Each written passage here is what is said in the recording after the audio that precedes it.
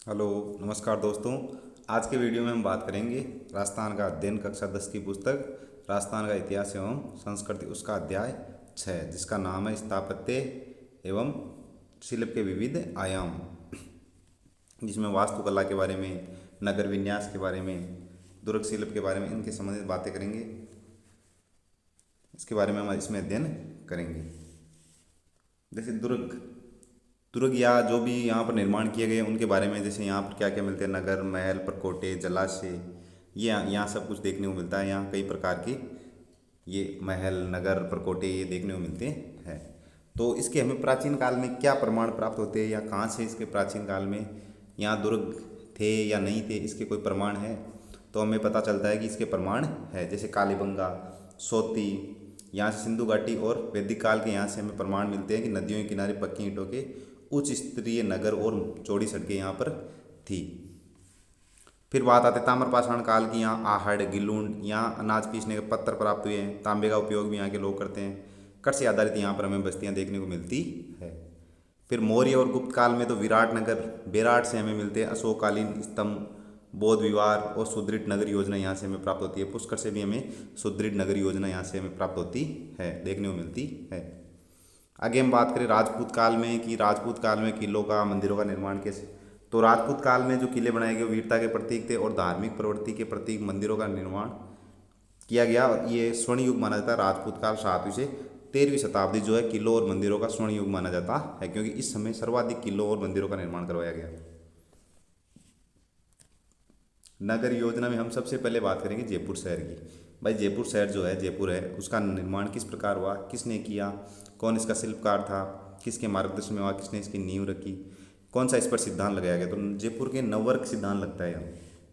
शहर के 9 वर्गों के सुव्यवस्थित सिद्धांत पर इसको बसाया गया है। अगर हम देखें जयपुर में चौड़ी हमें सड़कें देखने को मिलती है। ये देखो, जैसे जयपुर एक तरह से जयपुर का ये इस प्रकार की यहाँ चौड़ी सड़कें मिलती है। अब इसका संस्थापक देखते हैं। संस्थापक था शिवाजी जय सिंह। नवंबर 1727 में इसकी नींव रखी गई थी राजगुरु पंडित जगन्नाथ सम्राट द्वारा, और इसके शिल्पकार थे महान विद्याधर। महान विद्याधर इसके शिल्पकार थे।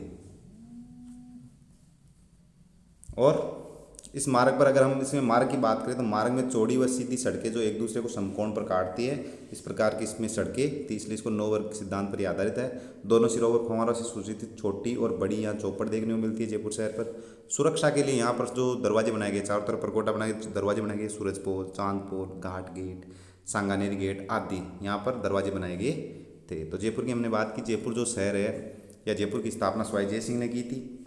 इसकी नींव राजगुरु पंडित जगन्नाथ सम्राट ने रखी थी। नवंबर 1727। शिल्पकार थे इसका विद्याधर भट्टाचार्य। कौन 9 वर्ग सिद्धांत पर आधारित है ये। और सुरक्षा के द्वार, जो सुरक्षित द्वार है, जो इसमें प्रवेश के लिए सूरजपोल, चांदपोल, घाट गेट, सांगानेर गेट, ये सब इसके गेट हैं, दरवाजे। आगे हम बात करें तो देखो मरुस्थल में भी हमें किले देखने को मिलते हैं। जैसे जैसलमेर का किला है, स्वर्णगिरी जो दुर्ग है वो है। तो 12वीं सदी में यहाँ निर्मित हुए थे। तेज आंधी और गर्मी से बचाव के लिए मरुभूमि में यहाँ निर्माण किए गए थे। उसके बाद बात करें घाटियों व जिलों में तो बूंदी व उदयपुर यहाँ हम देखने मिलते हैं। जिलों के किनारे शहर बसे हुए मिलते हैं। बूंदी और उदयपुर ये जिलों के किनारे बसे हुए शहर हैं। ग्रामीण स्थापत्य की बात करें तो पहाड़ी, जैसे पहाड़ी क्षेत्रों में गांव जो है पहाड़ियों में मिलते हैं। जैसे केलवाड़ा का है, सरड़ा है, ये हमें गांव पहाड़ी क्षेत्रों में देखने को मिलते हैं। रेगिस्तान में अगर जो निर्माण अगर गांव बसे हैं तो ज़्यादातर किसके किनारे, जल के किनारे हमें देखने को मिलते हैं। जलाशयों के निकट उनकी बसावट देखने को मिलती है। तो इनके नाम भी जैसे जेतसर है, बीदासर है, ये नाम हमें देखने को मिलते हैं।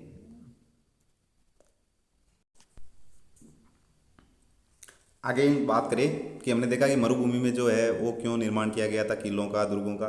तो किया गया तेज आंधी और गर्मी से बचाव के लिए यहाँ पर निर्माण किया गया है। और जो बूंदी और उदयपुर में यहाँ जिलों के किनारे घाटियों में किलों का, दुर्गों का निर्माण किया गया है। बस्तियाँ बसी हुई हैं। ग्रामीण क्षेत्रों में हमें देखें तो जो बस्तियाँ हैं वो सुरक्षा की दृष्टि से पहाड़ी क्षेत्रों में बसाई गई है।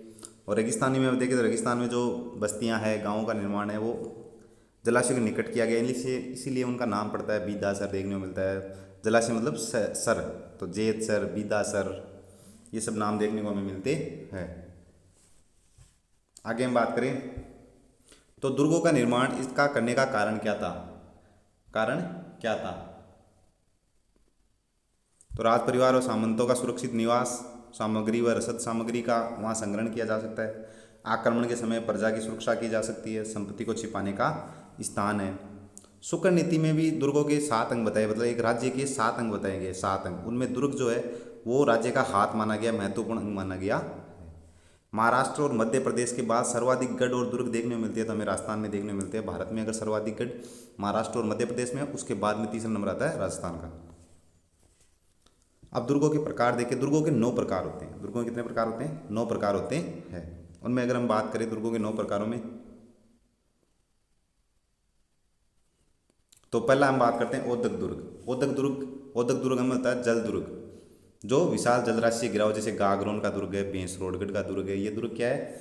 2 या 3 ओर या चारों ओर से किससे घिरे हुए हैं? जल से घिरे हुए होने के कारण इनको कहते हैं जल दुर्ग। गिरि दुर्ग जो पर्वत पर बनाए गए, ऊंची पहाड़ी पर बनाए गए हैं, सर्वाधिक प्रचलित है। राजस्थान में ज़्यादातर दुर्ग हमें पहाड़ियों पर देखने को मिलते हैं, जैसे मेरसा के पठार पर चित्तौड़गढ़ का दुर्ग है, चिड़ियाटोंग पहाड़ी पर मेहरानगढ़ दुर्ग है।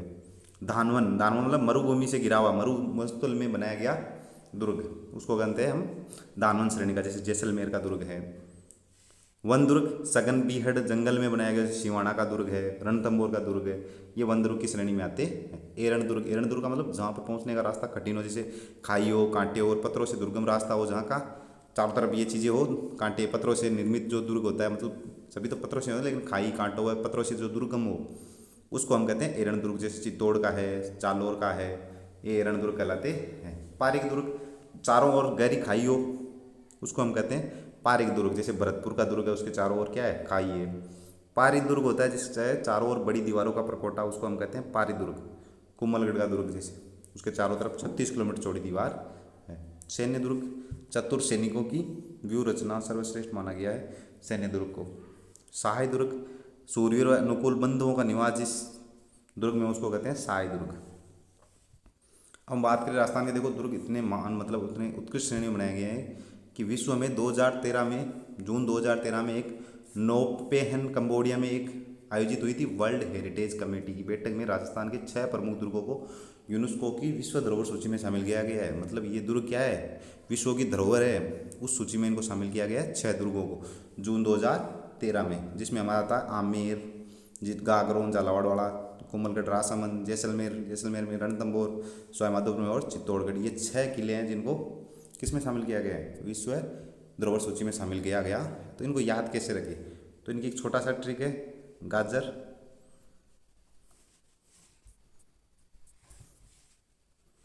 इनकी अगर हम ट्रिक की बात करें तो गाजर, चीकू और आम। गाजर, गा से गागरोन, जैसे जैसलमेर, रै से रणथंभौर, ची से चित्तौड़गढ़, कू से कोमलगढ़ और आ से आमेर। ये 6 किले हैं जिनको विश्व धरोहर सूची में शामिल किया गया है जून 2013 में।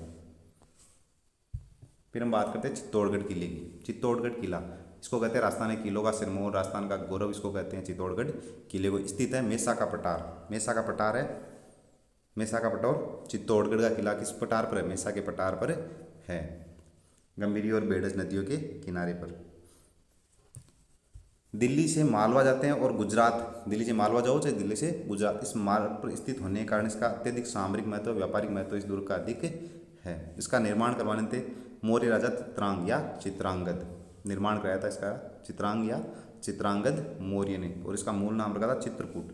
चित्रांगद ने इसका निर्माण करवा के इसका नाम रखा था चित्रकूट। बाद में इसको 8वीं सदी में गुहिल शासक बप्पा रावल ने मान मौर्य को हराकर इसको अधिकार कर लिया था 8वीं सदी में बप्पा रावल ने। फिर ये राजधानी रही थी गुहिलों की। इसका नामकरण अलाउद्दीन खिलजी ने जब 1303 में आक्रमण किया, उस समय इस पर अधिकार करके इसका नाम रखा था खिजराबाद। इसका अपने पुत्र खिजर खां को यहाँ का प्रशासक नियुक्त किया और इसका नाम रखा था खिजराबाद। आगे चित्तौड़गढ़ वाले अगर हम देखें तो कौन कौन जोर है, तो 3 शाखे यहाँ के प्रसिद्ध है। शाखा जिसमें जोर प्लस केसरिया दोनों होते हैं। तो जोवर 1303 में जो शाखा हुआ था उसमें अलाउद्दीन खिलजी ने आक्रमण किया था उस समय, तब यहाँ शाखा हुआ था। उस शाखे में रावल रतन सिंह ने केसरिया किया था और रानी पद्मिनी ने यहाँ पर जोहर किया था। 1534-35 में गुजरात के बहादुर शाह ने आक्रमण किया था, उसमें जोहर यहाँ किया था रानी कर्णावती ने। और 1567-68 में जब अकबर ने यहाँ पर आक्रमण किया तो उस समय वीर जयमल राठौड़ और पत्ता सिसोदिया ने यहाँ पर केसरिया किया था। तो इस प्रकार जो चित्तौड़ जो किला है वो 3 शाखों के लिए प्रसिद्ध है, 3 शाखें यहाँ ये है। स्थापत्य में देखें तो अभेद प्रवेश द्वार है इसके 7, जैसे पांडनपोल है, रामपोल है, भैरवपोल है, ये सब इसके दरवाजों के नाम है, 7 दरवाजे हैं इसके। यहाँ पर विजय स्तंभ है और कीर्ति स्तंभ स्थित है।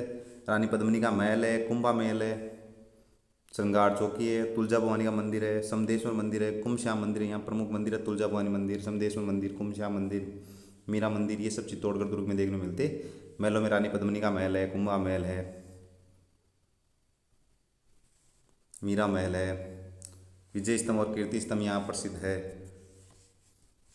7 इसके अभेद दरवाजे देखने को मिलते हैं। आगे हम बात करेंगे कुंभलगढ़ के बारे में। कुंभलगढ़ है भारत की महान दीवार। कुंभलगढ़ की चारों ओर की दीवार 36 किलोमीटर चौड़ी है और इतना चौड़ी है ये दीवार कि इस पर एक साथ 8 घुड़सवार एक साथ चल सकते हैं। इस दीवार पर इतनी चौड़ी है, लंबी 36 किलोमीटर और इतनी चौड़ी है कि एक साथ 8 घुड़सवार एक साथ चल सके। इसका निर्माता है महाराणा कुंभा। निर्माता कौन है? महाराणा कुंभा। और इसका शिल्पकार जो है वो है मंडन। मेवाड़ व मारवाड़ की सीमा पर है, सादरी गांव के समीप ये स्थित है।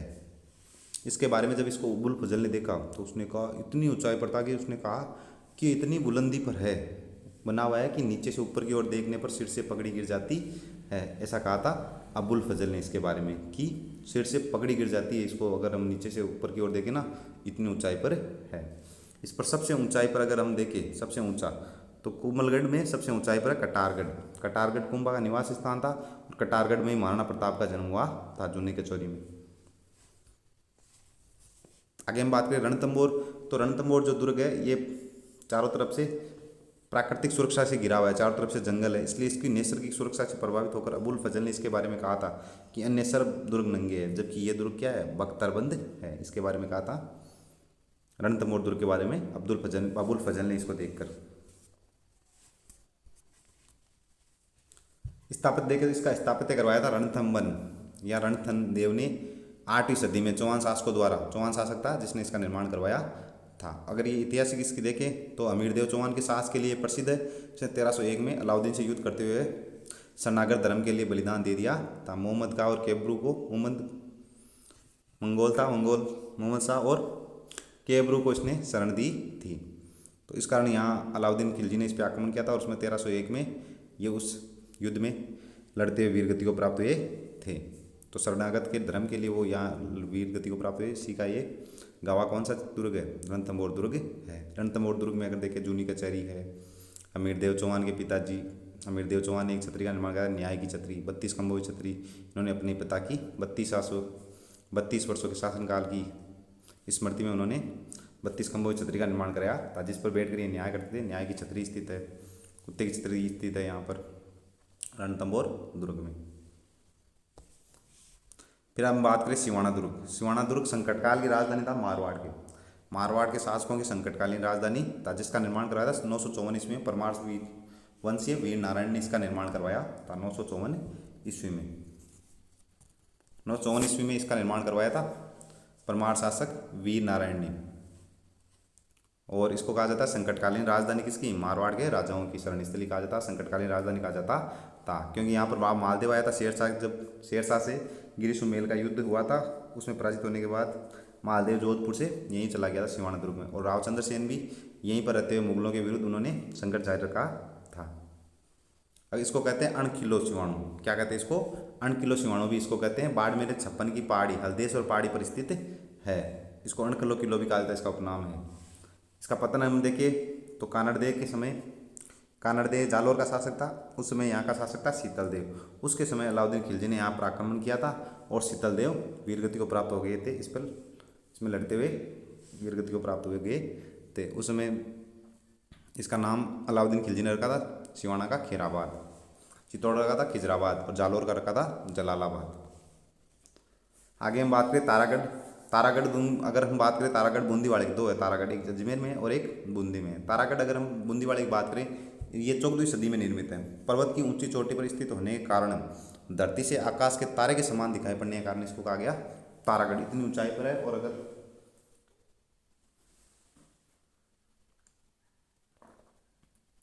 धरती पर ये क्या दिखाई, धरती से आकाश के तारे के समान दिखाई पड़ता है, इसलिए इसको कहा गया तारागढ़ दुर्ग कहा गया। मेवाड़, मालवार और मेवाड़, मालवा और गुजरात के संभावित आक्रमणों से सुरक्षा के लिए इसको बनाया गया था, बूंदी के तारागढ़ को। इसके बारे में एक कहावत प्रचलित है। इतिहास की एक रोचक घटना है।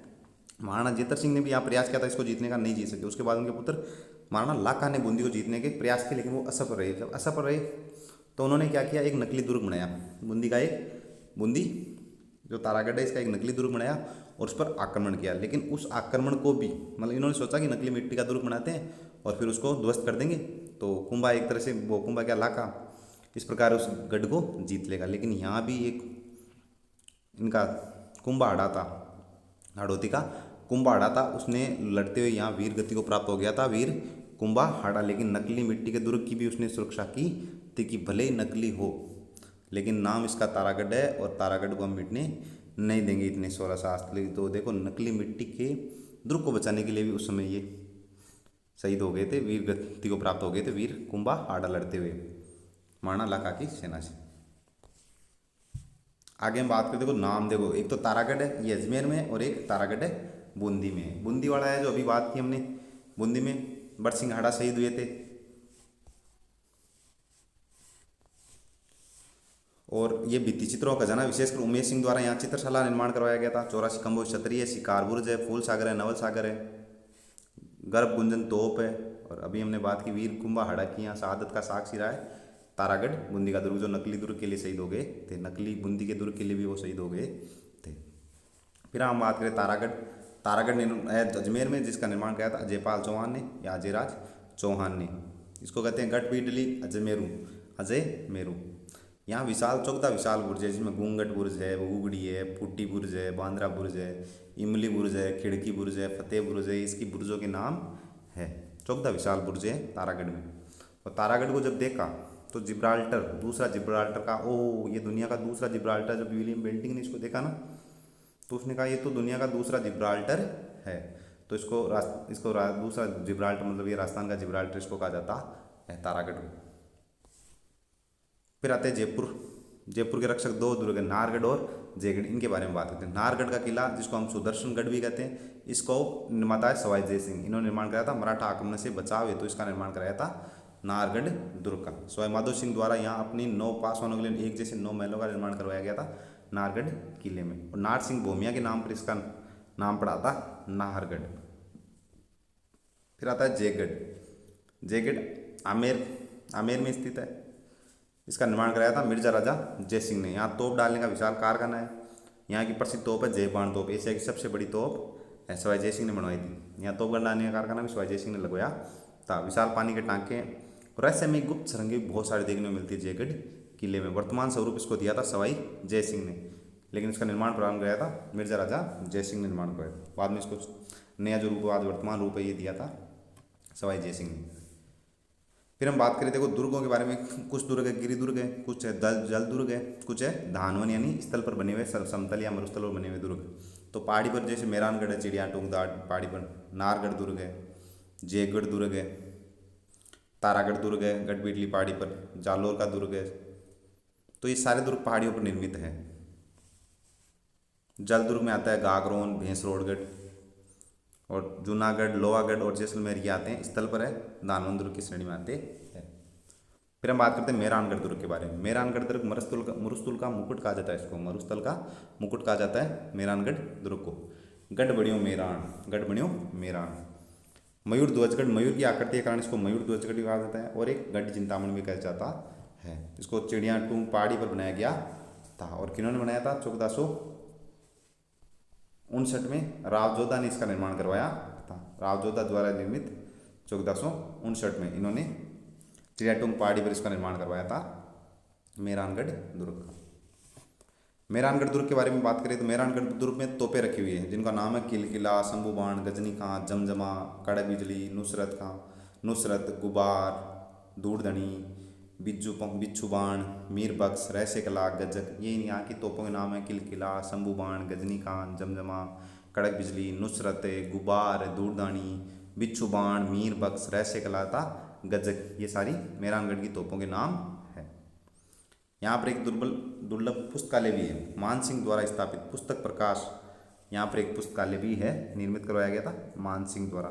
महल देखे तो मोती महल, फतेह महल, फूल महल, चौकेलाव महल, बीचला महल, श्रृंगार चौकी, तख्त विलास, ये सारे यहाँ के महल है मेहरानगढ़ दुर्ग के। मंदिर देखे तो चामुंडा माता मंदिर है, मुरली मनोहर का मंदिर है, आनंदगढ़ के प्राचीन यहाँ मंदिर देखने को मिलते हैं।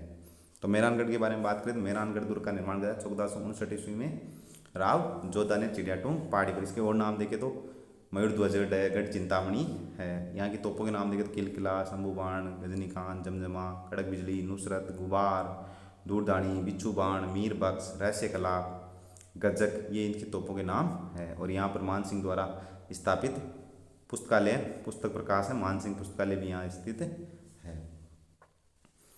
महल देखे तो मोती महल, फतेह महल, फूल महल, चौकेलाव महल, बिचला महल, श्रृंगार चौकी, तख्त विलास यहाँ के प्रमुख महल है। प्राचीन मंदिरों में देखे चामुंडा माता मंदिर है, मुरली मनोहर मंदिर है, आनंदगढ़ के प्राचीन मंदिर यहाँ को देखने को मिलते हैं।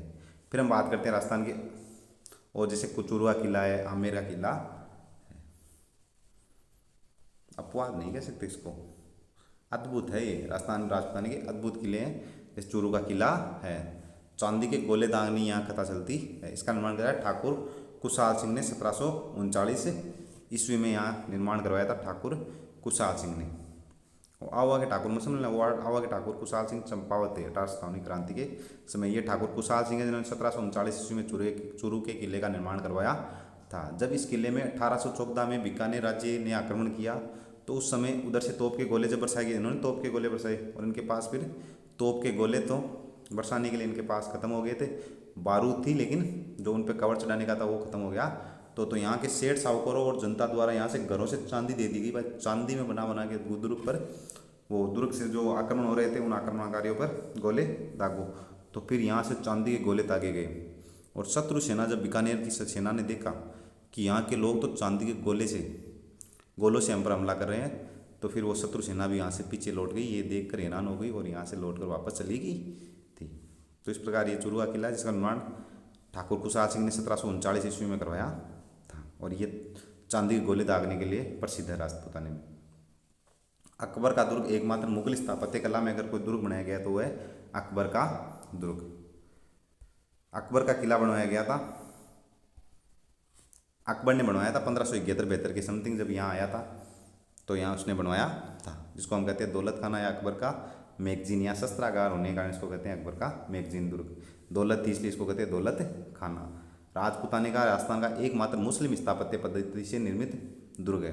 हल्दी घाटी की जो योजना है अंतिम रूप से यहीं बनाई गई थी, अंतिम योजना यहीं बनी थी। सर टॉमस रो को जहांगीर से मुलाकात भी यहीं थी और जहांगीर ने 10 जनवरी 1616 को उसको परमिशन भी सर टॉमस रो को इसी दुर्ग में दी थी, अकबर के मैगजीन दुर्ग में। और 1801 में अंग्रेज़ों ने इस पर अधिकार करके इसको शस्त्रागार बना लिया था अकबर के किले को।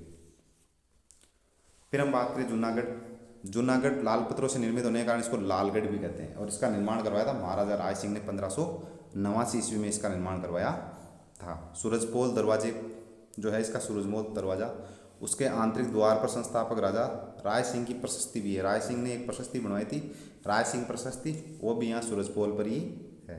और यहीं पर चित्तौड़ के साक्य में वीरगति पाने वाले जयमल मेड़तिया और पत्ता सिसोदिया की हाथी पर सवार मूर्तियाँ स्थापित की गई थी राय सिंह द्वारा। चित्तौड़गढ़ साक्य में जो शहीद हुए थे जयमल और पत्ता सिसोदिया, इनकी यहाँ हाथी पर सवार क्या है गज पर आरूढ़ यहाँ पर मूर्तियाँ लगवाई गई थी। अकबर ने भी लगवाई थी आगरा के किले में, उनसे उनकी वीरगति से प्रसन्न होकर। यहाँ के प्रमुख महल देखे तो रतन निवास है, रंग महल है, कर्ण महल है, अनूप महल है, छत्र निवास है, लाल निवास है, सरदार निवास है, चीनी बुर्ज है, सुनहरी बुर्ज है, विक्रम विलास है। यहाँ के प्रमुख महल हमें देखने को मिलते हैं, जिसमें रंग महल, रतन निवास, कर्ण महल, अनूप महल, छत्र निवास, लाल निवास, सरदार निवास, चीनी बुर्ज, सुनहरी बुर्ज, विक्रम विलास।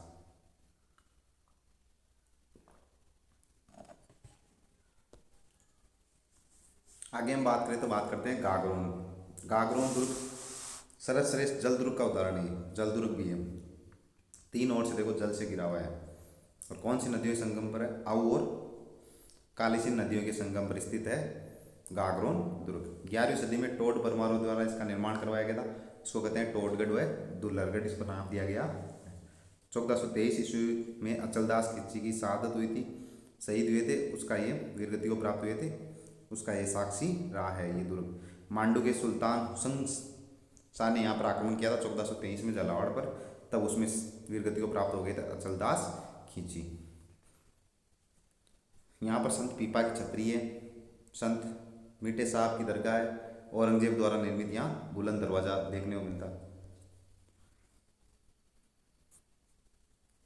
तो हम बात करें गागरोन की, बात करें थे गागरोन में हमने देखा कि गागरोन का निर्माण करवाया था टोड परमार ने, इसलिए इसको कहते हैं टोड या दुर्लभगढ़। 11वीं सदी में इसका निर्माण करवाया गया था। इसमें एक प्रमुख घटना थी कि 1423 में अचलदास खींची वीरगति को प्राप्त हो गए थे हुसैन शाह की सेना से लड़ते हुए, मांडू के सुल्तान हुसैन शाह से लड़ते हुए वीरगति को प्राप्त हो गए थे। ये काली सिंध और आओ नदियों के संगम पर है, तीर ओर से पानी से गिरा हुआ है, इसलिए इसको कहते हैं जलदुर्ग।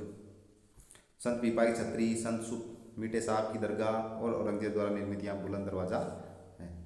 इसी के साथ हम बात कर लेते हैं, साथ साथ में एक जलदुर्ग और है भैंसरोडगढ़, जो चित्तौड़गढ़ में है। भैंसरोडगढ़ का किला है चित्तौड़गढ़ में। चंबल और बामनी नदियों के संगम पर यह स्थित है भैंसरोडगढ़ का किला। इसको कहते हैं राजस्थान का वेलोर। और एक बार कर्नल टोड ने कहा था कि अगर मुझे राजपूताने की कोई जागीर दी जाए तो मैं भैंसरोडगढ़ की जागीर लेना पसंद करूँगा।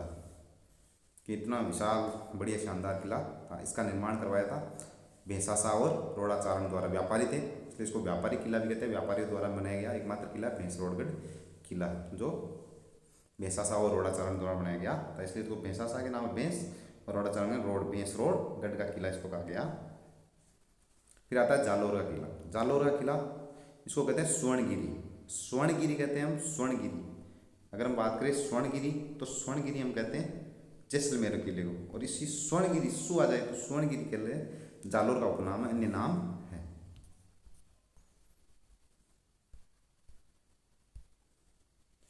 जालोर के किले का निर्माण कराया था परमार शासकों द्वारा। यहाँ पर इसका निर्माण करवाया गया था। सोनगिरी पहाड़ी पर निर्माण करवाया गया था। परमार क्या प्रतिहार शासकों द्वारा इसका निर्माण कराया गया था। 8वीं सदी में प्रतिहार शासकों ने इसका निर्माण करवाया था। सोनगिरी पहाड़ी पर स्थित कारण इसको कहते हैं स्वर्णगिरी। स्वर्णगिरी किला भी कहते हैं। सूपड़ी नदी के किनारे जालोर का प्राचीन नाम अगर हम देखें तो इसका नाम मिलता है जाबालीपुर स्वर्णगिरी। यहाँ पर परमार शासक भोज द्वारा निर्मित संस्कृत पाठशाला एक अजमेर में है। विशलदेव चौहान द्वारा विग्रह चतुर ने यहाँ एक संस्कृत पाठशाला निर्माण करवाया था, जिसका वो क्या कहते हैं कुतुबुद्दीन ऐबक ने उसको तोड़वा कर उसका 2.5 दिन का झोपड़ा बनवा दिया था। इसी प्रकार यहाँ भी संस्कृत पाठशाला थी जालोर दुर्ग में भी, परमार शासक भोज द्वारा निर्मित थी। यहाँ पर एक तोपखाना मस्जिद है जिसको अलाउद्दीन खिलजी ने बनवाया था। तोपखाना मस्जिद 1305 से 1311 में अगर देखें तो प्रसिद्ध यहाँ का शासक था कानड़देव चौहान, जो अलाउद्दीन खिलजी से लड़ते हुए वीरगति को प्राप्त हुए थे। अलाउद्दीन खिलजी से लड़ते हुए कानड़देव चौहान वीरगति को प्राप्त हुए थे। दया बिका के विश्वासघात के कारण बावड़े सरदार ने तो की थी चालू उसमें सिवाना दुर्ग में, और यहाँ पर गद्दारी करने वाला था बीका दैया। फिर हम बात करें जैसलमेर किला, इसको कहते हैं मरुस्थल का स्वर्ण।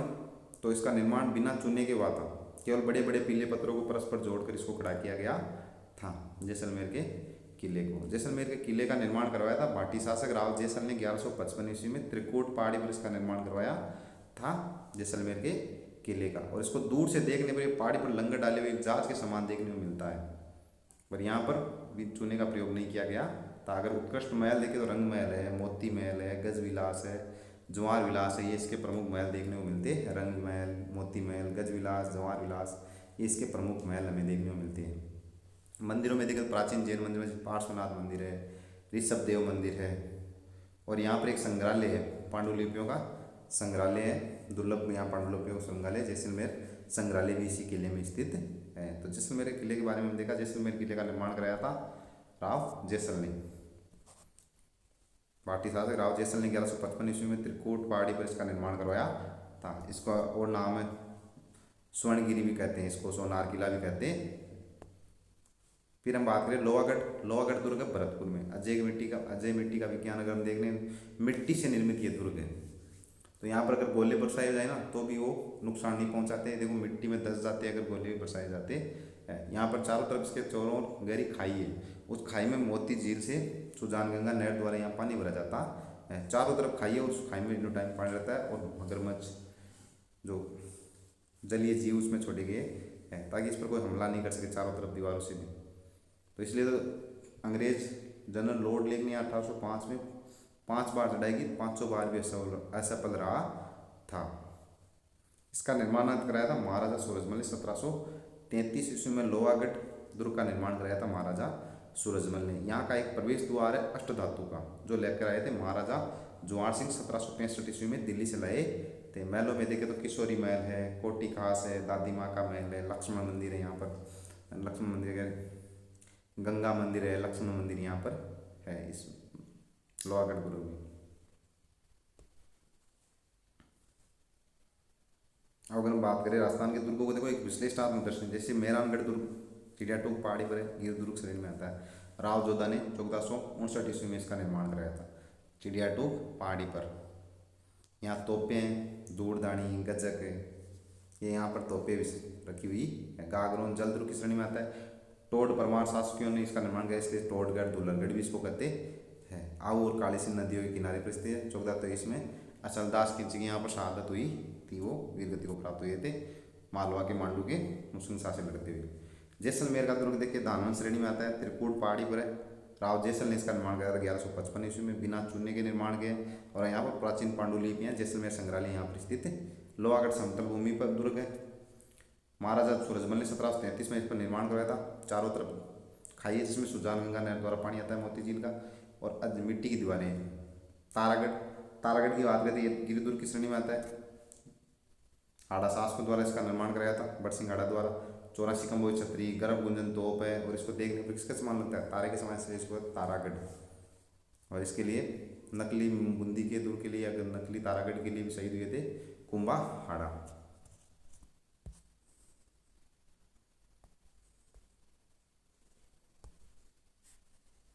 तो इस प्रकार हमने राजस्थान के प्रमुख किले देखे। उसके बाद हम बात करेंगे इसमें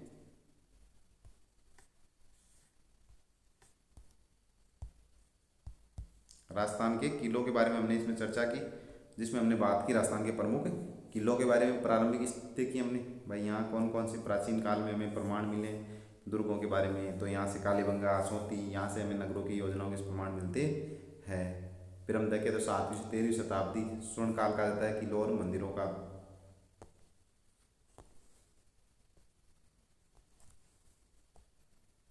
फिर हम बात करें तो संस्थापक इसके रहे हैं सवाई ये जयपुर की बात की थी हमने।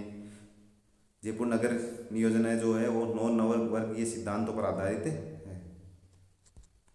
तो इस प्रकार हमने जो है जयपुर, जोधपुर, बीकानेर, जैसलमेर, यहाँ पर जो प्रमुख दुर्ग है जयपुर के जयगढ़, नाहरगढ़ के बारे में हमने इसमें चर्चा की, उसमें अध्ययन किया। जैसलमेर का स्वर्णगिरी है, सोनार किला है, उसके बारे में हमने अध्ययन किया। जोधपुर का मेहरानगढ़ है, बीकानेर का जूनागढ़ है, अजमेर का तारागढ़ है, बूंदी का तारागढ़ है, जालोर का स्वर्णगिरी है, सिवाना दुर्ग है बालोतरा का। इसके बारे में हमने अध्ययन किया, किसने इनका निर्माण कराया और कौन कौन सी यहाँ की मुख्य विशेषताएं हैं। चित्तौड़गढ़ है, कुमलगढ़ है, गागरोन का किला है, इसके बारे में हमने यहाँ अध्ययन किया। अगले पार्ट में हम बात करेंगे मंदिरों के बारे में, हवेलियों के बारे में, छतरियों के बारे में इसमें अध्ययन करेंगे। तो आज हमने राजस्थान के प्रमुख किले देखे। तो आपको वीडियो कैसा लगा, शेयर कीजिए, कमेंट कीजिए, शेयर कीजिए, लाइक कीजिए और सब्सक्राइब कीजिए, और बेल आइकन को दबाना ना भूलें। धन्यवाद।